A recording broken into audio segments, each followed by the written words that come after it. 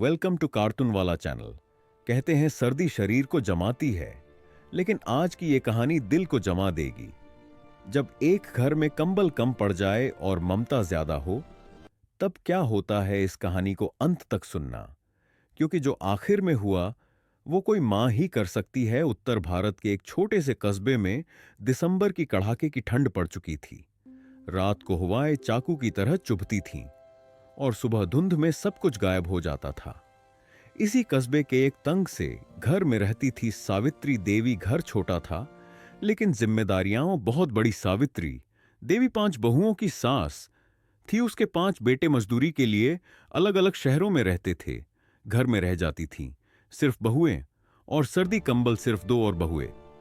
5 रात होते ही कंबल को लेकर बहस शुरू हो जाती। कोई कहती कल मेरी बारी थी, तो कोई बोलती मैं दिन भर ठंडे पानी में काम करती हूं। सावित्री देवी चुपचाप सब देखती रहती, क्योंकि मां बोलती है तो घर टूटता है। रात को जब सब सो जाते, सावित्री देवी चुपके से उठती और फटे शॉल में कांपते हुए बैठ जाती। उसके पास शिकायत करने वाला कोई नहीं था, लेकिन दिल बहुत रोता था। एक रात ठंड कुछ ज्यादा ही थी। सावित्री देवी ने सिलाई मशीन निकाली और मन में ठान लिया, अब चाहे जो हो जाए, मेरी बहुएं इस ठंड में नहीं कांपेंगी। उस रात सुई के साथ उसकी उंगलियां भी कांपती रहीं। दिन रात सिर्फ सिलाई बदन दुखता रहा, आंखें जलती रहीं, लेकिन ममता थकती नहीं।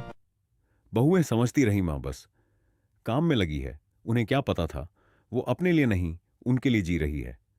एक दिन सावित्री देवी घर नहीं लौटी। शाम हो गई, रात हो गई, बहुएं डर गईं, और तभी दरवाजा खुला। उसके हाथों में 5 कंबल थे, नए, मोट बकम गरम।